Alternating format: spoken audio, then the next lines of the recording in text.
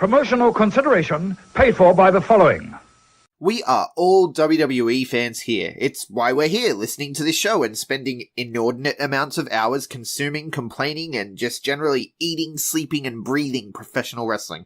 But if you want to take that to the next level, the only place to do it is WrestleMania 35 in the city so nice that they named it twice New York. And our new friends at All Aussie Travelers are going to help you make that happen in the best way possible. They are new to the wrestling travel game, granted, but they have over 15 years experience in sports and event tours between the US and Australia, so you know you're in good hands. They want to offer you an exclusive WrestleMania package, including return flights to the USA, 6 nights at the New Yorker Hotel right next to Times Square. And the thing that sets these packages apart are the VIP suites that AAT have secured for WrestleMania. So that's, of course, the Raw after WrestleMania. So not only are you going to go to the Hall of Fame, not only are you going to go to WrestleMania 35, but for NXT TakeOver, SmackDown Live, and the Raw immediately after WrestleMania that next night, you are going to be in an exclusive VIP suite that is not normally available to the public. But AAT, they got it locked down. They got it waiting for you with your name on it. You are in private entrance, you are in private toilets and bar, as well as an unparalleled view in the most comfortable seats in the house. You can experience WrestleMania weekend like never before, all at really competitive prices. So head over to All Aussie Travelers on Facebook, hit that like button, send them a message, send an email to Jack, that's JAAK, at allaussie.com.au, and let them know the B Plus sent you. Let's be honest, we all want to look good. Whether we're going out to the local Grapps show, whether we're going out with friends, whatever we're doing, we want to look good. But we don't necessarily, we're not all Nikki Van Blair with daddy's credit card spending up a spree. We don't all necessarily like the shopping aspect that it takes to look good. And that's where Threadbox comes in. Threadbox is a monthly subscription box that sends personalized clothing to your door. When I say personalized clothing, I'm not talking about the weird stuff that has your name on it and says it's a family thing or whatever. I'm not talking about those things that you get on the Facebook ads. I'm talking about real, personalized, personal shopping experience. If you need shirts, they're going to look at shirts. If you need singlets, they're going to look at singlets. If you need shoes, they're going to look at shoes. You're in email contact with a stylist who will build a style profile based on how you like to look. I've got the fresh duds. CJ gets the classic box where you're a little bit plainer in his outlook, whereas I like to have funky patterns. And they're going to personalize that and tailor it to you and to your needs. And what's more is it's available on every budget with boxes starting from just $40. So if you want to look good with less effort and without all the pesky shopping stuff, if you want someone else to handle that for you, head over to threadbox.com.au, and because you are a B Plus player, they're going to give you 15% off your first box when you use the code the B Plus 15. That's threadbox.com.au. Use the code the B Plus 15 and get your first box today. Ladies and gentlemen, this is the main event of the evening. Hold one. Andre! You're not good at this. Get out. Let me tell you a personal story about Vince McMahon. You just made the list. Oh my God! Sorry, no speak English. Dummy. Goodbye and good night. Hold two. On bar. It's still real to me, damn it. Dummy. Yeah. This is the worst town I've ever been in. Hold three. Lamas covers. Three-handle family Gradunzo. Mamma mia! And now, Unchained.media presents the B Plus Podcast with your host, Greg Unchained. It's me, Austin! It was me all along, Austin! Number 4, armbar! I will never retire! I still got 200 more! I got 200 more holes to list! Alright, fellow B Plus players, welcome to the B Plus Podcast. I'm your host, Greg Unchained. Today is Friday. You know what that means.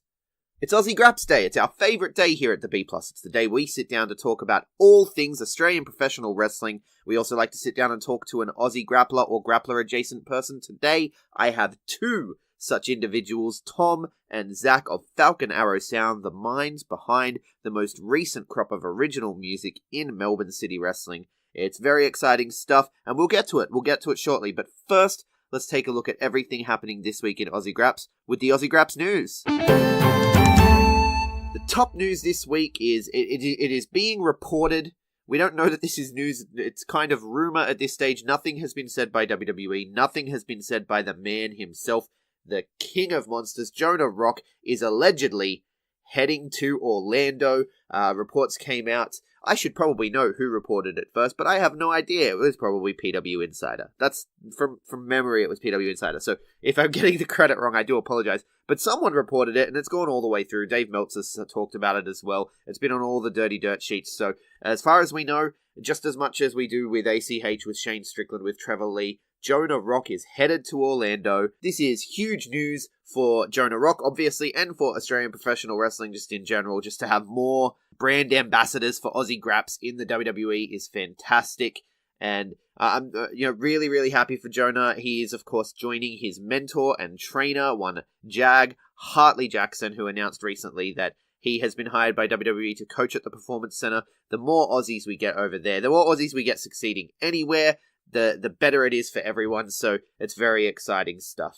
In other news, but still in Adelaide, my hometown, Iron Fist Pro have made their first announcement for show number 2, The Rascals. The Rascals are coming, all three. That's Desmond Xavier, Zachary Wentz, and Trey Miguel currently of Impact fame. So they made the announcement right after they debuted on Impact, having maximum impact for the announcement, I guess. It had the internet buzzing the night it came out. Everyone was talking about it. It's very exciting. Lots of talent putting their names in the hat for who's going to get to face them when they get here. No date has been given as of yet. I know that there were some issues around the initial dates that Aiden had planned, but he is very much a believer in the same kind of ethos that we champion here of teamwork and working together to build the scene up. So I know that new plans are being made, and of course with talents like the Rascals involved, that means working around Impact tapings and other things as well. But we can confirm that the Rascals are coming to Australia as a big part of Iron Fist's second show, sticking with that real Puro theme, of course. So the Rascals, as well as being Impact stars, they are all a part of OWE and the Strong Hearts faction with Shima, who have invaded Wrestle One and Fight Club Pro and all sorts of places they've gone with this one. T-Hawk and El Lindemann, I would love to see T-Hawk and El Lindemann and Shima and the rest of the boys on a future show. I think that would be awesome. Very excited to see what else is to come with Iron Fist Pro. As you know, we're very excited about this promotion. We think they have a fantastic eye for talent, and I've spoken to Aiden a few times, and he's a good dude. So I'm looking forward to seeing what comes out of this one. Taking a look at last week in Australian professional wrestling, it was a big weekend of title changes for Aussie Grapps. When I recorded last week, of course, Robbie Eagles had just captured the One Fall Championship, and we'll touch on One Fall shortly. He went on the next night on live broadcast to successfully defend against Logan Gray in a fantastic match, only to then be challenged by the number one contender Loverboy Lockie Hendricks, who, with the assistance of his teammates Hustle and Flo, was able to capture the title in a shocking turn of events.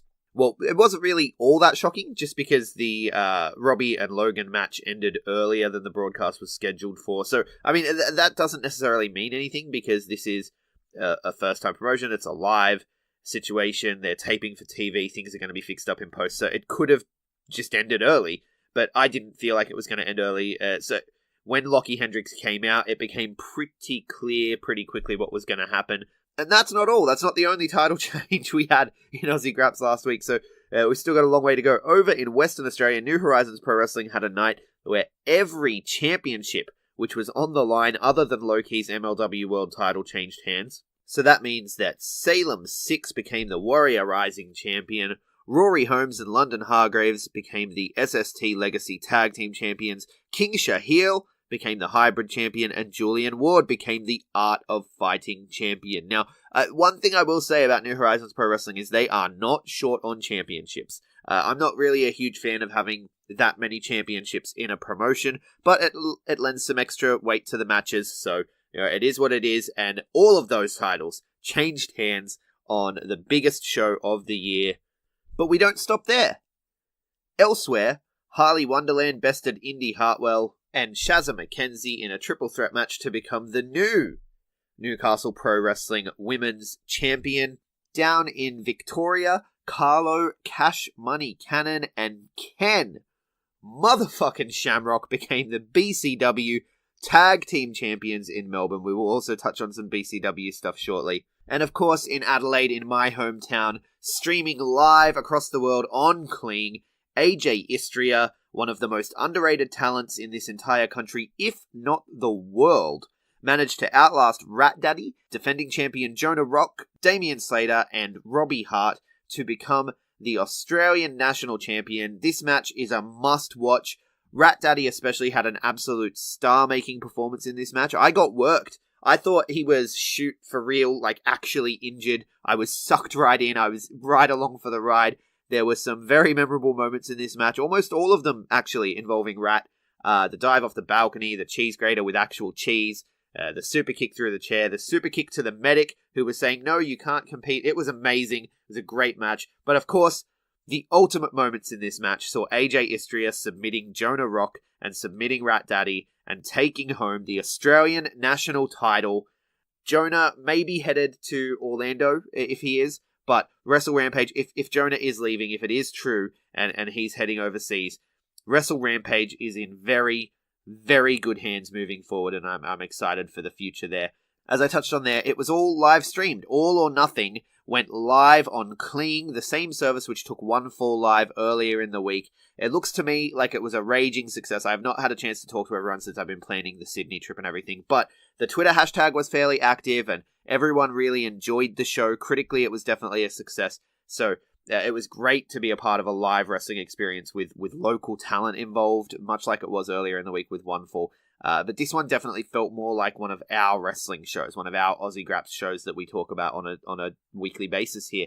The Robbie Eagles and Nick Golfus match as well, like the main event and the Robbie Eagles Nick Golfus match. Oh my, such amazing work by everyone involved. Very happy to see another company capitalizing on the idea of live streaming. I hope more get on board.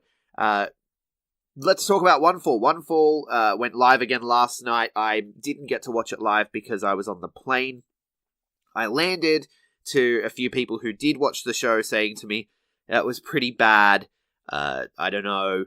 And so when I went to check it out, I had very low expectations because of this feedback, and of course because the first two nights were kind of, hit or miss. There was definitely some potential there, but it was also a little bit of a mess at times. And we knew that going in. We knew that this wasn't necessarily going to be the most professional. It's being put on by students. It's a learning process. They're first-time promoters.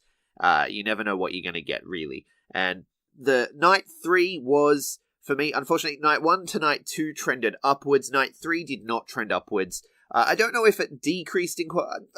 I would probably say it decreased in quality. Crackerjack not being available for the commentary for whatever reason. They actually ran an angle that it was positive reviews online that drove up his price.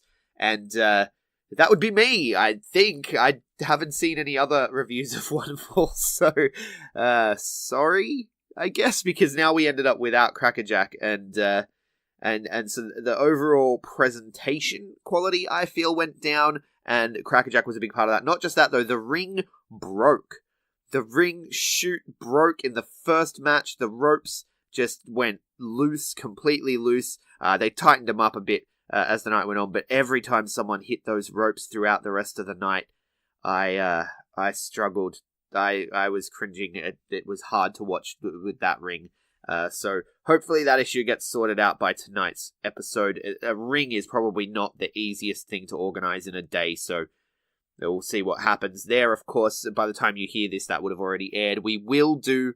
I don't know if it'll be as quickly as last week's one was, because obviously I am in Sydney until next week, but I will be sitting down with Dan to do a full recap of Studio Superstars Night 3 and 4. Of course, the news broke throughout the week that these would be the last 2 tapings for Studio Superstars, which It's unfortunate, I suppose. It's one of those things where, unfortunately, the ticket sales did not pick up. In fact, it looked like, from looking at the crowd when I was watching that live stream on Kling this morning on the replay, it looked like the crowd had actually lessened since last week, and that's even with 2-for-1 tickets. Now, does this come down to the fact that it's a Wednesday and Thursday night?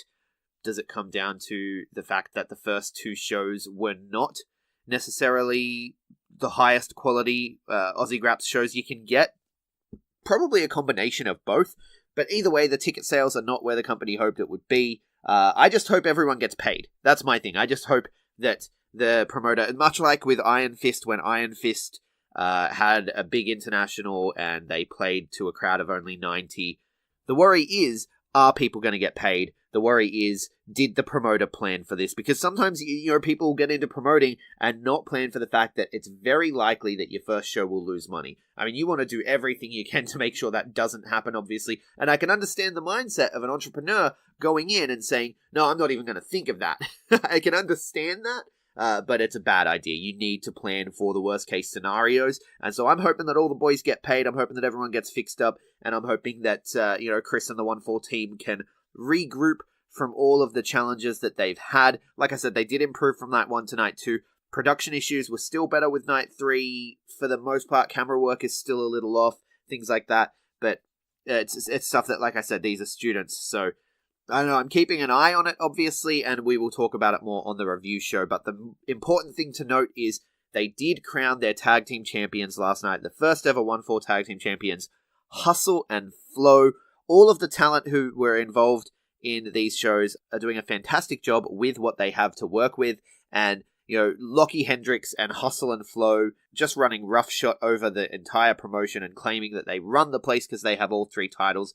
It's a good story, and I'm keen to see where it was a little predictable, perhaps, yes, but this is wrestling, It's not Shakespeare. Well, actually, I've actually compared wrestling to Shakespeare in the past. Moving on, another promotion, not without their dramas. I don't like to be negative at all, and I try to stay positive and look at the bright side of things. And so when I have to say that sentence, another promotion not without its dramas, I don't like saying that sentence, but let's talk about it. Battle Championship Wrestling this week have advertised a 60-minute Iron Man match between Dowie James and Mick Moretti as the first in Australian history.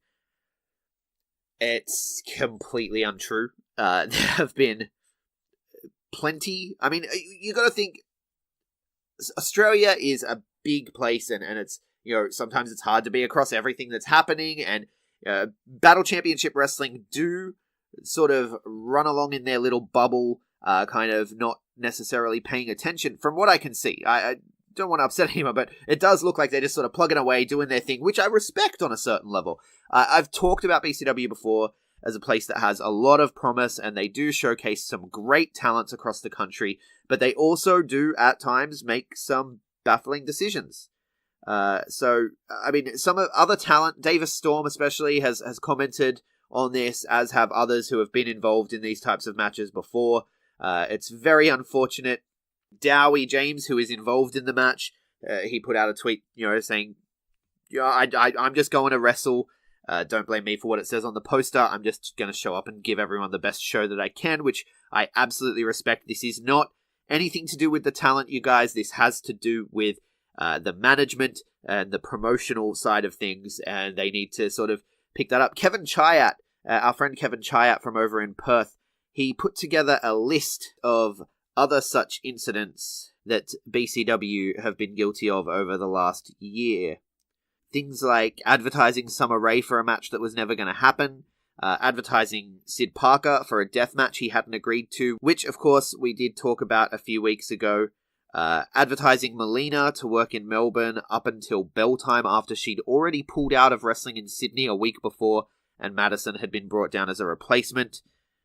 Advertising Just Incredible. This was one that came to my attention, but I didn't talk about it too much at the time because I just thought it was an oversight. Advertising Just Incredible long after it became clear he wasn't going to be coming for the ECW reunion tour because of his arrest. He was arrested for domestic violence and was not able to travel, obviously, but he was still advertised for those Extreme Battle tour shows. So it's not the first time that there have been promotional slip-ups. And it's unfortunate. These are the kinds of things that can slip through the cracks if this is not a full-time job. That is not an excuse. Absolutely, this is not an excuse. Battle Championship Wrestling have the money to bring over Molina on a regular basis. They have the money to bring over Ken Shamrock. They have the money to do these Lucha Underground, the ECW things. This is not...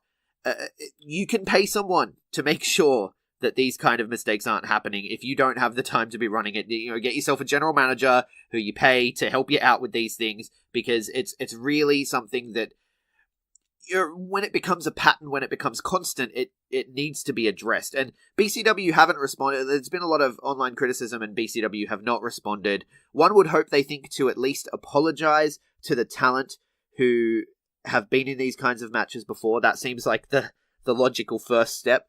Changing the poster would make a lot of sense, and I'm interested to see if they do take this on board, because an ability to listen to the community is vital. Now, I'm not suggesting that companies should bow down to every demand of the vocal minority of Grapp fans, because let's face it, those of us who are posting online, that are tweeting, that are constantly engaged, we are the minority of fans who will show up to shows. We are the minority of fans that will buy tickets, that will buy shirts, etc. We are, however, the core. We are the core that are always there, and it is important to listen, but at the same time, you don't want that core, you don't want that hardcore minority to dictate what is going to happen. So that, like, the company still needs to have a backbone and needs to be able to stand by their decisions and what they want to do.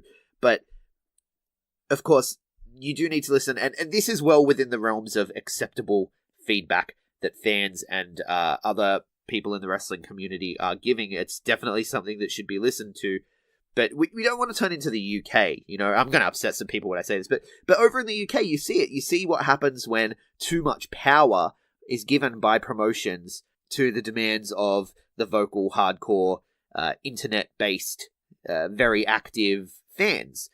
And you see what happens over there when those fans sort of, use that power, and it can become kind of like a herd mentality. And I think one of the great things about Australia is how separate we are from the rest of the world, and even from each other, sometimes from different states. Don't get me wrong. That's definitely a negative as well when it comes to traveling for shows and what have you. Definitely a negative. But it can also be a real positive, as you see it with Underworld Wrestling. Australia is a place where unique ideas can form, new ways of presenting wrestling can be tried, and a herd mentality, which caters solely to a small vocal segment of fans, that's not going to be conductive to turning that negative into a strength in the way that I think Australia can. So, I mean, look, I'm ranting again, but I guess this is all just to say that it's important to listen to the wider community to a point, and this is definitely well within those bounds. And it'll be interesting to see how BCW respond, if they respond, because, I look at the Facebook comments and people are pointing out, this is wrong, this is false advertising, these people have done these matches, and then someone else comments something that's completely unrelated, something like, can we meet the wrestlers at the show? And BCW respond to that. So you know that they're seeing this, and not responding to it in this situation, I think would be a mistake.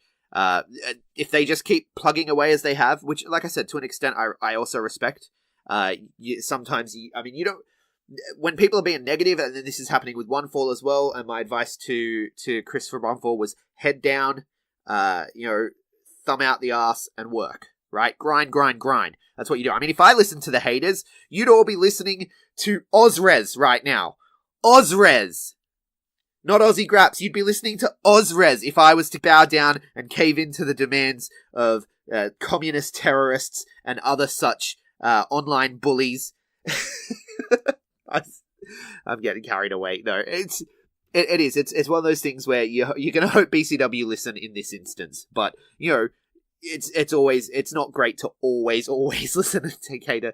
I've ranted long enough about this. Underworld Wrestling, who I'd mentioned just before as a great example of how Australian professional wrestling can be different, of how Australian professional wrestling can work to use our isolation as a strength and present new ideas and experiment in ways that haven't been done before. Underworld Wrestling are continuing to take Aussie Grapps to the fucking world. I am so happy for these guys.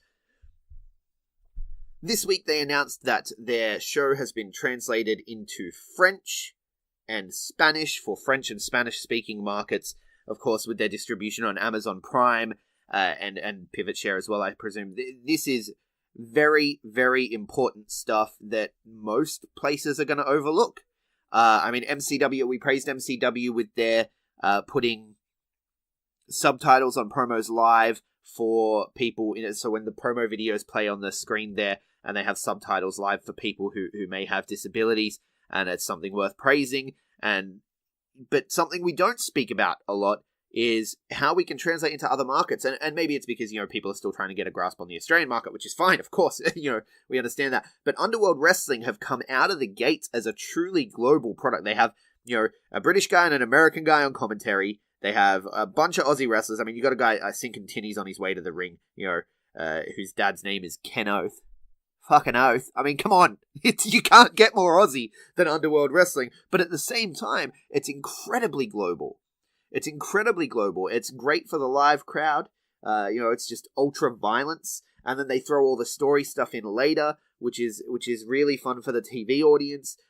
Underworld Wrestling, I feel like Underworld Wrestling have shit figured out. And it's really awesome to see them grow from strength to strength. And now French people and Spanish people, and I suppose French Canadians and Mexicans and all of those great wrestling hotbeds are going to be exposed to our great Aussie grapplers doing just priceless work for the Aussie Grapps community. Very happy for them to be reaching French and Spanish markets now. And speaking of overseas stuff and reaching other markets, Kellyanne is currently in England. We know she's moved over to the UK for a little while to wrestle over there. She's had some bookings with WXW is probably the most prominent one that she's done so far. None of her matches have made tape, so it's hard to say exactly how well she's going, but we can have a look at the fact that bookings are rolling in, and we can say she is killing it. I mean, we know how she wrestles. We know Kellyanne. We see her work. We know her work, and we know that she's going to do the same quality work over there. So I'm safe to say she's killing it, even though I haven't seen anything. But I can see the bookings rolling in, and she is debuting this weekend for Pro Wrestling Eve, which is probably going to be the best litmus test for how well she's doing, is to watch how she has reacted to in Pro Wrestling Eve. Pro Wrestling Eve, of course, one of my favorite promotions in the world, a women's wrestling promotion based out of London. Very exciting stuff for Kellyanne and for Aussie Grapps to have another person out there as a brand ambassador just absolutely killing it. Very excited for Kellyanne. Wish her all the best of luck as she is over there. But now, let's talk to some people who didn't make music for Kellyanne. I wish I had a story here about like Indy Hartwell or the Brat Pack or someone to that effect, because I want to play us in to the interview where I sat down to talk with Zach and Tom of Falcon Arrow Sound about music, about wrestling, about making music for wrestling, and specifically about the Brat Pack thing. And then straight after that conversation, I will let you know what is happening in this weekend in Aussie wrestling, so stick around. Impressive.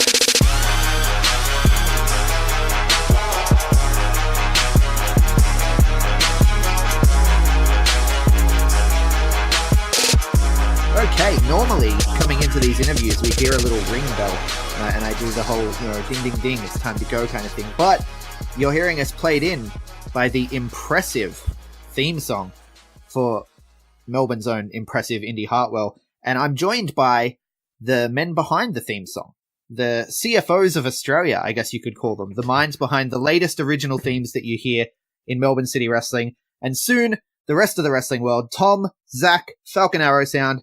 How are you, fellas? Yeah, not too bad, not too bad. I am doing great. Good to be on here. Good to be talking about some wrestling. Yeah, thanks for joining us. Before we do get to the wrestling talk, though, so you guys kind of come together as a musical duo act. How long have you guys been working together musically? Well, we've been working together like sort of informally since about 2012-ish. And then we sort of came together as the team up that you see now about 2014, 2015. Okay, cool. With the specific goal of sort of making some wrestling music and sort of teaming up to do some of that stuff. We had always kind of made music like, I remember in high school we were playing like weird jazz and stuff together, always kind of like circling around. Like we went to high school together and everything. So we just kind of been, knocking around forever. Okay, cool. Yeah. Cool. So it's sort of one of those, yeah. I think that's always the best. Like, even when you find, like, within wrestling, let's bring it to wrestling, like, people that have grown up together, you know, or at least, like, from when they start training and stuff, they always make the best magic when it comes time to get in there and do it. I would call it magic too, yeah. That's definitely the word for it. Blue magic. I'm weird. I have a weird worldview, and I actually consider music to be a form of magic. So, but then we're getting into all my religious studies nonsense craziness that I do in my academic life. So let's not go there. But there's magic that happens. Like, I love the work you guys are doing. But before we get to the wrestling, what are some other things you guys have done? Because the wrestling is not the first thing you guys have done. You guys have been doing stuff for a while. Well, I started off doing a lot of like film scorey stuff in uni. I was kind of really interested in that. That's where I kind of came from. I really like, just doing signed up for a lot of film scores and stuff at uni, and I've just been trying to do a lot more of that, you know. Right. And you guys are working on a movie soundtrack at the moment, yeah? Yeah, good to get that plug-in, player. Yeah. Little independent film called Neon. We'll definitely be getting them to send us a credit for that at some point. Hit us up. Go and Google that one. Yeah, Google the word. Yeah, well, Neon. I can drop the links into the show notes, so we don't need to Google. I'll drop the links there for people. But there's also, so you put me onto, Zach put me onto, before we started, Zach put me onto these no-scoping compilations that feature some music. Like, you guys have gone viral with 12-year-old COD players and stuff. Well, I don't actually really know how it happened. Like, we released a song, I think it was probably 2012 or something, and it was just kind of us playing around with whatever. Like, we just kind of tried to finish something, you know, and then we put it out. And purposely kind of released it for free, and people could torrent it, like provided all the links for everything for people to just download it, whatever, you know, without paying for it, you know, which is interesting. But like, it got a bunch of plays on SoundCloud and stuff, but then for some reason it just took off. Like, it was just like there was thousands of plays on SoundCloud, and then one night I was, you know, you Google yourself sometimes, and I was like, I wonder what happened to that song, and I just found all these kids adding it to their bloody compilation videos.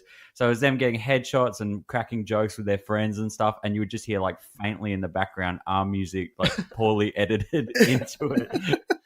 And they'd credit it in the link as well. They'd be like, "Song goes out to Michael Davis." Yeah, they're like, "Thanks for letting us use it," and we're like, "Oh, okay." Okay, that's amazing. And so, like, it's just become like this viral trend with them, with their videos that they do. And like, these are videos that have decent amount of views too, some of them. I think it's just a community, like a community of like 12-year-olds online uploading Call of Duty videos. Like, they see someone else's video and they're like, "Oh, that song kind of works." For some reason, the Call of Duty song. That Call of Duty song suits noscoping for some reason. That really chill summer jam. It's, yeah, because I had a look at it and I was just like, I don't know why I was expecting something different, I guess. Yeah. When you told me that one of your songs got picked up by these compilation kids, I was expecting something different to what I heard. Yeah, you'd expect it to be some sort of like epic, like cinematic, or like maybe some like hardcore thing, but no. It's just like, "Hi guys, my name's Todd, and I'm going to shoot some people." Just going to show you this awesome thing I did yesterday. But we're not hating. We love our. Yeah, we love our real fans out there. Thousands of all. Keep no scoping. Yeah. The day one ish. 100%.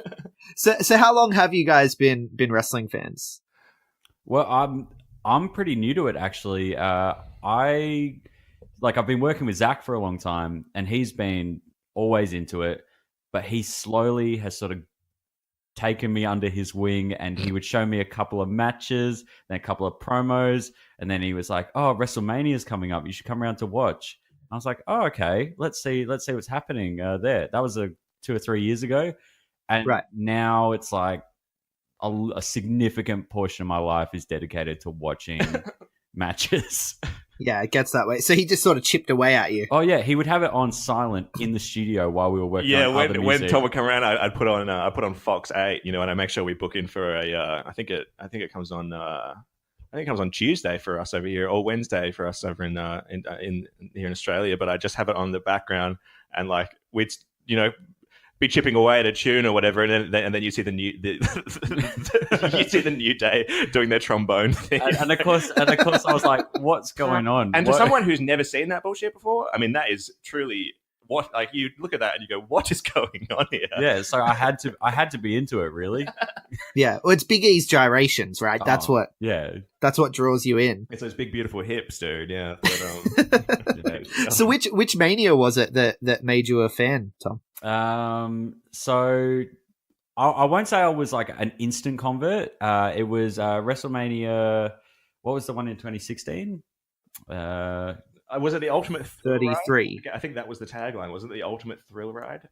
No, that was the one the next year. Oh, was that the next year? Yeah. And I saw. That was the final match. Was it Roman Reigns and The Undertaker? It could have been The Undertaker's retirement, I think. The Undertaker one, where he laid the hat down. Yeah. That was really interesting to me. It was powerful. Like I didn't know the history so much of these characters. I've been trying to like come into it and do my research and stuff, but I didn't really know what was going on. But it still felt like it stirred something in me, and I was like, I need to watch more of this. I need to see what's happening in like all sorts of different promotions, and wherever Zach leads me pretty much is where I'm looking at. The torch. Fair enough. So what kind of wrestling do you guys watch, Zach? Is it mostly just WWE stuff, or are you kind of all over the place? Well, I guess I kind of started with the game. Like, the games kind of got me into the actual wrestling. Like, before I had even kind of watched any of it, I was kind of playing the games, and I think it was like Here Comes the Pain on PS2, and I think the guy from high school still has my copy of that because I lent it to him and I've got it back. So Ben Semlifer, right? I'm coming for you, dude. Yeah, dude. So Here Comes the Pain is still the best wrestling game ever made. Maybe No Mercy as well. Oh, it's incredible. No Mercy was on that's 64, isn't it? I remember playing that one. Yeah. I just remember doing all the customization. I remember Mick Foley's theme song was like the first one that kind of and I would just do his match with Kane over and over again on Here Comes the Pain because I had the music on there and everything, and I like Mick Foley's theme was like the first one that I really dug, with the car crash at the start and everything.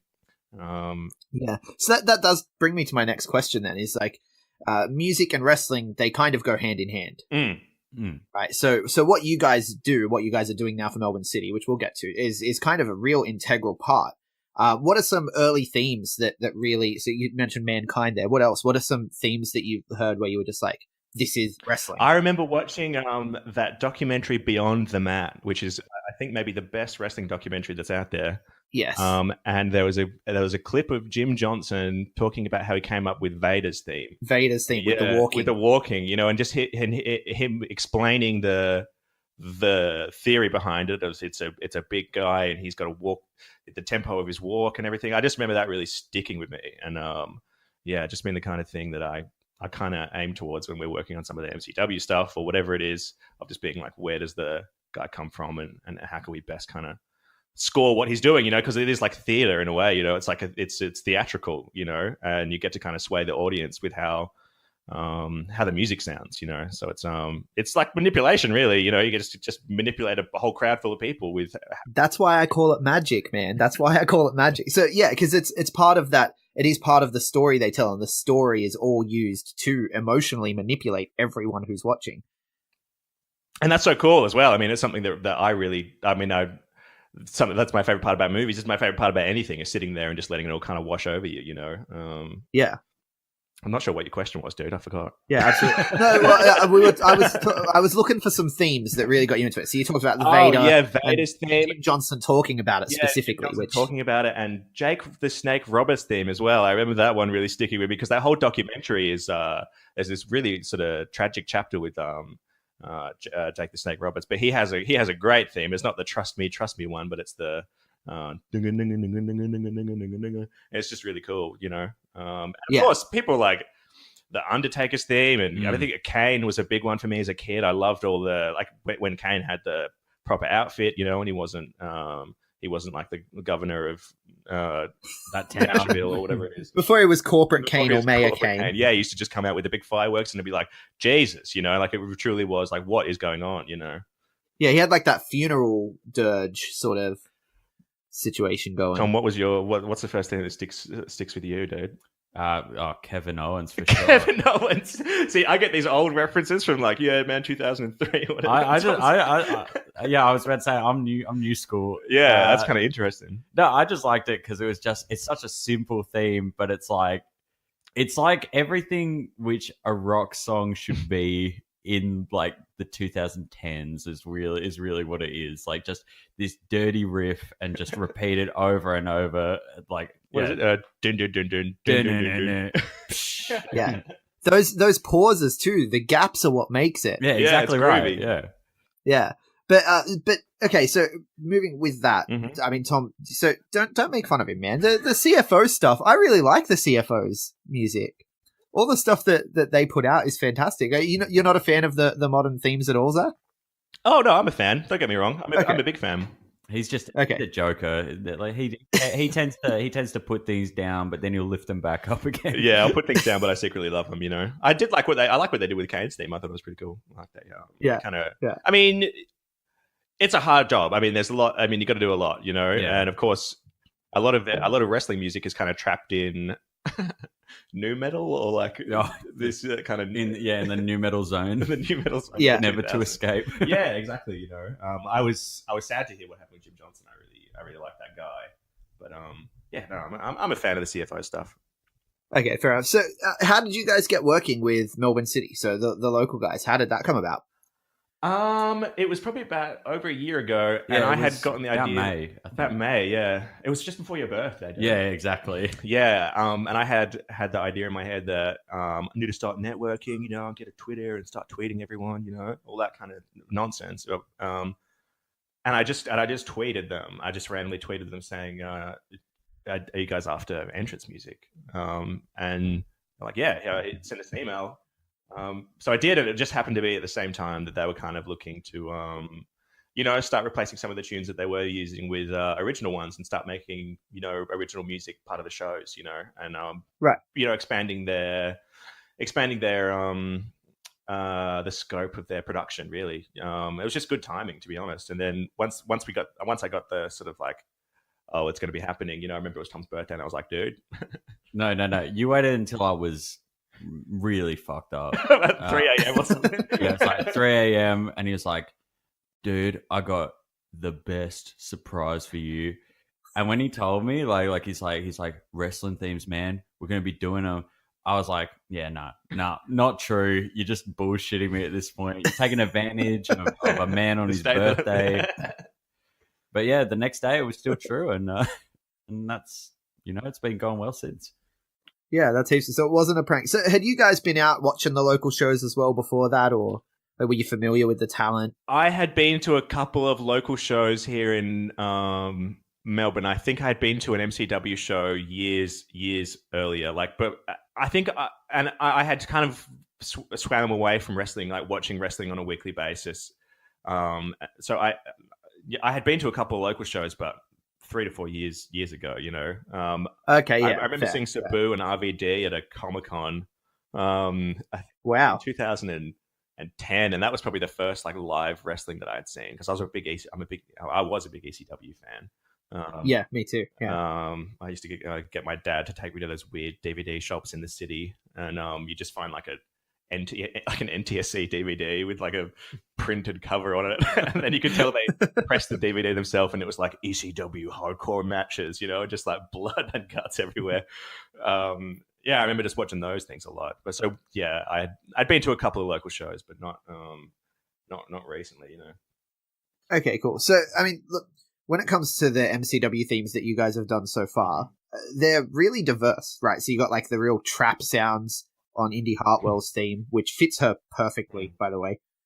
You've got like the real 80s sounding drums and the arpeggiated synth and stuff going on with Slex. You got funk for Dowie. I mean, how much does the wrestler inform the music, and do you work closely with them? What's the process like? So I mean, the wrestler, we normally talk to MCW Creative. That's where a lot of it gets filtered through. Of course, the wrestler's involved, but we don't normally talk to the wrestler until sort of later in the process when we're figuring out the finer details. But since we've been sort of going to the shows, we see all these wrestlers every single time, and we sort of get a feel for like who their character is, like what their style is, the way they walk out, everything. And then from that point on, they give us a couple of reference tracks normally of things that they'd like to walk out to. They tend to always be Kanye as well. Yeah, Kanye. Like, just everyone's like, make Kanye. And you know what? I love it. Keep asking us to make Kanye. That's great. It sort of varies a little bit. Some of them are more involved. Some of them have really specific ideas of what they want. Loverboy was one of the first ones we did, and he had very specific, very specific. Like straight away, he was like this and this and this, and referenced a Kanye track and some stuff from a DX thing, and how we like a DX promo clip from the '90s, and how we wanted some of the like the opening to start and all that stuff. Whereas some of them are just kind of being like, he's got this. See how you guys go. Here's what he's been. Here's what we're thinking. Just come up with something and see what works. And usually we're pretty on the money. I mean, we're pretty good at just getting it right. Yeah, we've never had to rework something completely from scratch. There's been some difficulties. Of course. Been some difficult ones. Yeah, it's pretty varied. Sometimes they're really specific, and sometimes it's just see what you think of this and try some stuff out. Yeah. Well, you did end up in the new metal zone for Brooksy. So, my greatest achievement in life, I think, is decidedly in the new metal zone. We plunged headfirst into it. We immersed ourselves in new metal. I was putting it on my housemate's speakers when he was out of the room. We were going through all the Spotify that we could find on new metal. We listened to, I don't know, countless hours of it, and I actually downloaded LimeWire again, and so I could get all the Limp Bizkit albums the OG way, you know. A couple of viruses, a couple of viruses here and there, dude. But it's worth it. Yeah, a few really really bad demos from local bands that they've labeled as Limp Bizkit. A couple of video clips somehow. Yeah, always. But no, so what I was getting at though with the Brooksy one, the lyrics and stuff. Who comes up with the lyrics? Oh, I do. Is that something? That's all Tommy. Okay. Yeah. That's my sort of background. Doing like rap stuff in particular. Like I've done it a bunch just for varying projects and things like that. So lyrics, that tends to be what I end up doing. Right, because listening to it, I was like, the lyrics they're so perfect. And same with Indies as well. I really like the lyrics in Indies theme and stuff. Like it's basic stuff, and it's just sort of, you know, it really gets across the character, and I really enjoy that. So yeah, I wanted to figure out how that all comes about. But I do have to ask. This is something that everyone, like, since I've said to people, like, I'm going to be talking to the guys that do the MCW music. Everyone has had the exact same question. Mm-hmm. The start of the Brat Pack theme. Mm-hmm. Oh god. Okay. Yep. Did you rip off the Frio song? No. Diplomatic answer? No. Diplomatic answer. So legally you're required to say no. In a way. Some would say we're required to say no. I refuse. So were you inspired by the Frio song? Well, I mean, I feel like the Frio song, you hear it so much that it's kind of within the DNA of most musicians in Melbourne. So we were inspired by it, but only in the way that every other musician has been. And only the way that Frio theme comes from whatever else it came from, I feel like. Right. If we were to be influenced by it. If we were. If you were to be influenced by it. But that theme has been a hit, really. Like, it debuted at MCW 100, which is the biggest show, and everyone was like, who the hell is this? Because they're used to hearing Nickelback, right? So, but it's the lyrics, though, again, the lyrics for that are spot on. I saw your Instagram post. You were just listing a bunch of things that you considered to be bogan. Well, that's kind of funny, really. Like, because we were writing down, like, coming up with different ideas on, like, it took a while for that whole thing to come together because the call was like combine Nickelback with footy, you know, and it's like I really don't know what that sounds like. So that's why we went with, you know, the club opening and stuff like that. Some of the ideas came from MCW, some of them us, but when we were writing it, like the actual club theme, like the lyrics and stuff. It was kind of pretty tame from the beginning. It was about football, actually. On the whole, we were like, we want to portray them as play AFL players or VFL players rather than wrestlers, because that's sort of the character that they are. And it was about winning. It was about taking the flag, and we were in a group chat with the Brat Pack, and they were like, it's too tame. You need to go further. What was the example they listed as one of the things that we could say? Stomping Deros down to the in their chops or something? Yes, smacking Deros down in their chops. That's what the Brat Pack sings. When we saw that, we were like, oh, okay, we can really just go for it. We can go nuts, yeah. Yeah, we can just do anything. And they kind of opened Pandora's box at that point, because there was another draft which we did, which some of it got knocked back. Because we just went for it. We were like, all right, if that's what we're allowed to do, Can you give us some of the lines that got cut? Are we allowed to do that? I mean, I have no limits. We'll reference it now. I'll just have a look. There was... I remember.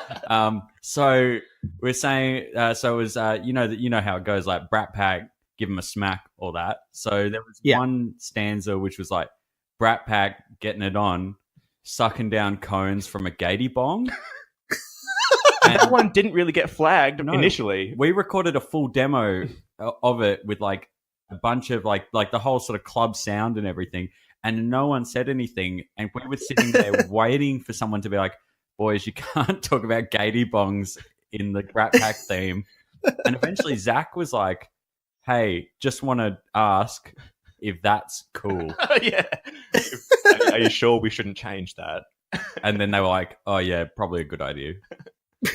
That's amazing. So you actually had to censor yourself on that. Like, you had to be the voice of reason. Yeah, I think we had just been so overjoyed by the fact that we could do anything that we pushed it too far. We pushed it too far.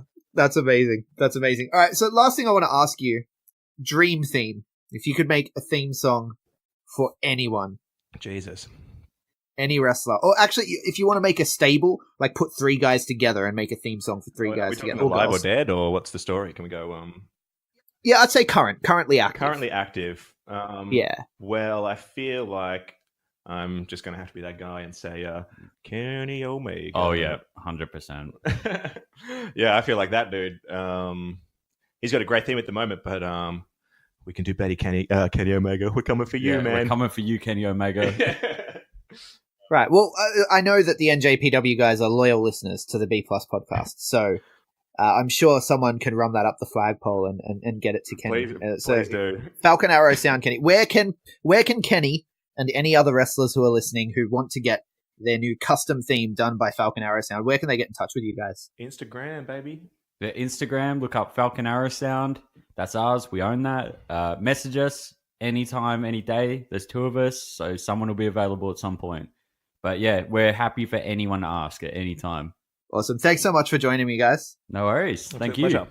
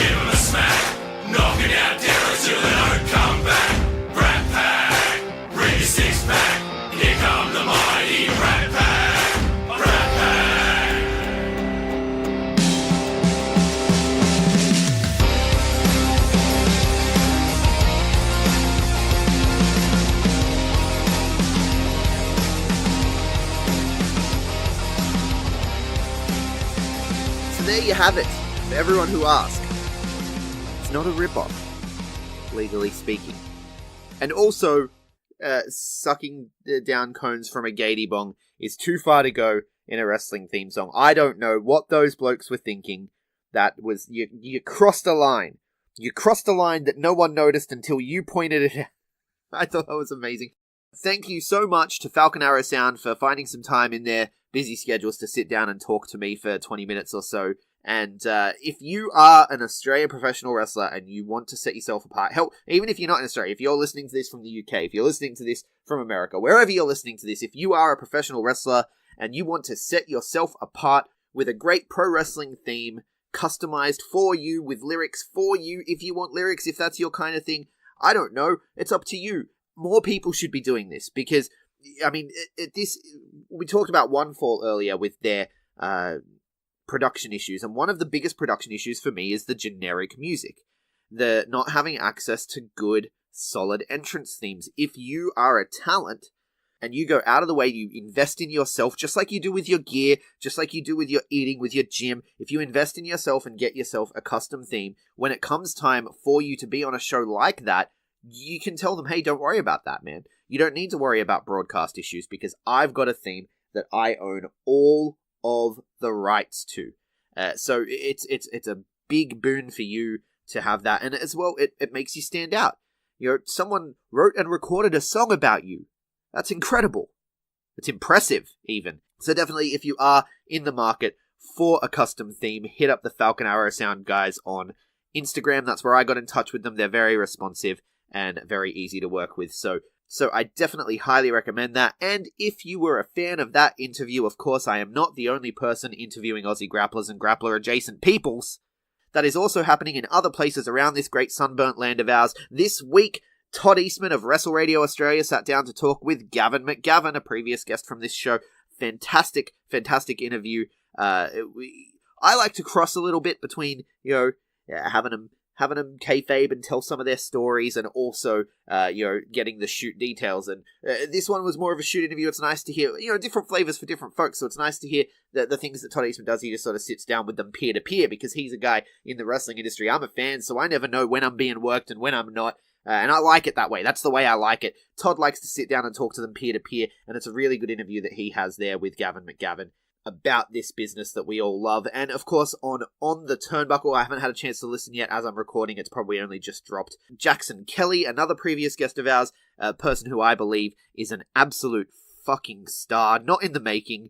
He is a star. It's just, we're just waiting for the rest of the world to catch up. Jackson Kelly is interviewed on the Turnbuckle this week, so definitely check those out if you are a fan of Aussie Grappler interviews. And if you're a fan of Aussie Grappler interviews, it means you're a fan of Aussie Grapplers, which means you're a fan of Aussie Graps, and you need to get out to check out a show this weekend. So I'm going to tell you where they are. In South Australia on Saturday night in my hometown, Adelaide, Riot City Wrestling present Battle for Supremacy live at the Latvian Hall in Wayville. Reading this card is making me homesick, man. I am bummed out to be missing another RCW event, but I'm in Sydney for PWA. I can't complain. Nick Armstrong, Kurt Barron, Dean Brady, and Steve Miller team up to take on the Pereira, Sadakon, and a yet-to-be-decided partner in an 8-man tag team action. The Pereira are said to be scouting at the Riot City Academy to find the best teammate they can, so we'll see who that is. It's going to be a new call-up, obviously.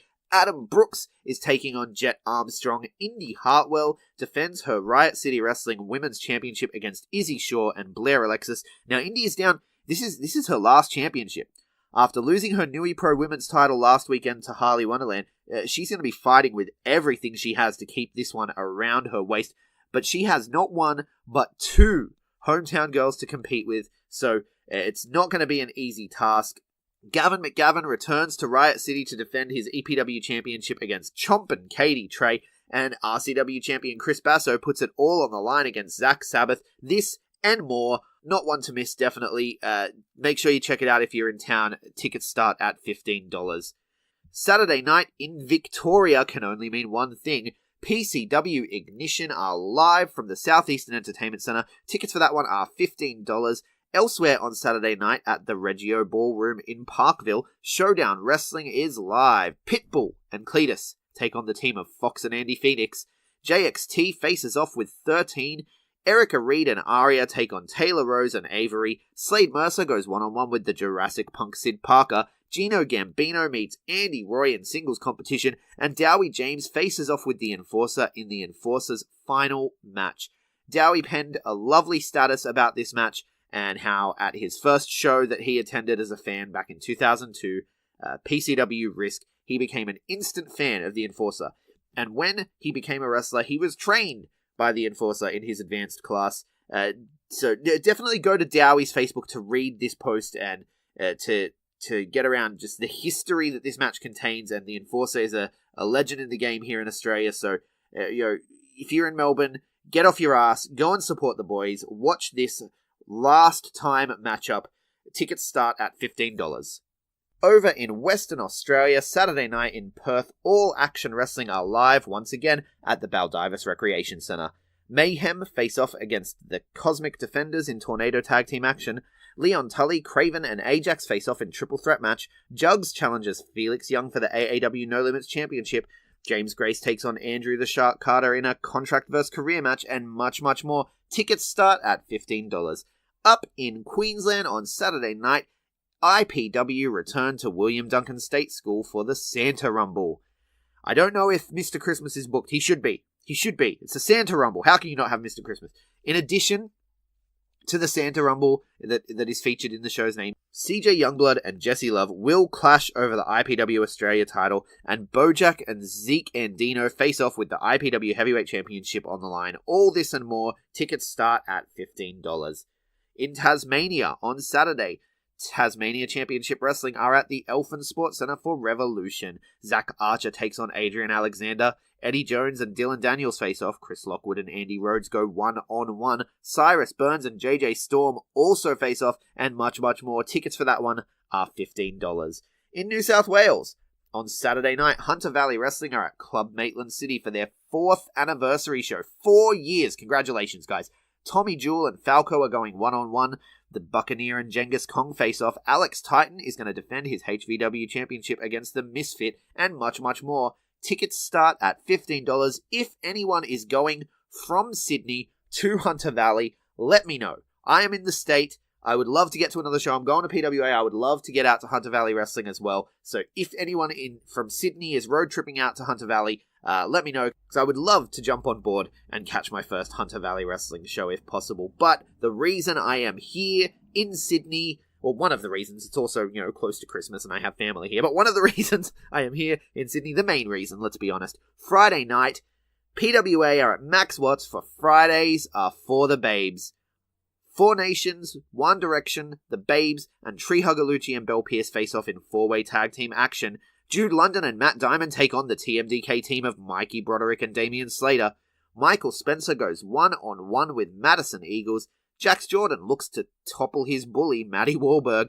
We also have the Matty Wahlberg Beer Pong Open Challenge, which I made predictions about on our preview podcast yesterday. The Robbie Eagles goes one-on-one with the wrestler formerly known as Snapchat, Tyler Payne. And in Coliseum semi-final action, Unsocial Jordan meets Mick Moretti, and Paris Da Silva looks to chop down Jack Bonza in one-on-one action, all in pursuit of that crazy badass sword we call black metal. I will be there. I hope you will be too. Come say hi. Let's have a beer. Let's watch some graps. Remaining tickets are $30. If you're in Sydney, you don't want to miss this one. Some of the best stories are culminating on this and continuing on this. It's going to be a great show. It's my first Black Label experience. I'm so excited. I'm so excited. And if you want to hear all about all the matches, we did do a preview show. I did a preview show with Dan from 10 on Receipt. Normally Big Boy does them with me, but Big Boy was unwell, and so I got Dan to fill in. Dan's very knowledgeable with PWA. So we did a PWA preview show yesterday. Definitely check that one out. And then get stoked, get to the show, say hi. I'm looking forward to meeting everyone in Sydney. And that does it. That does it for Aussie Grapps this week. So if you like what we do here, please follow us on the socials. We are the B Plus Wrestle on Twitter. The B Plus Wrestling everywhere else. Like, share, subscribe, 5-star review, all that good stuff. Thank you so much for listening.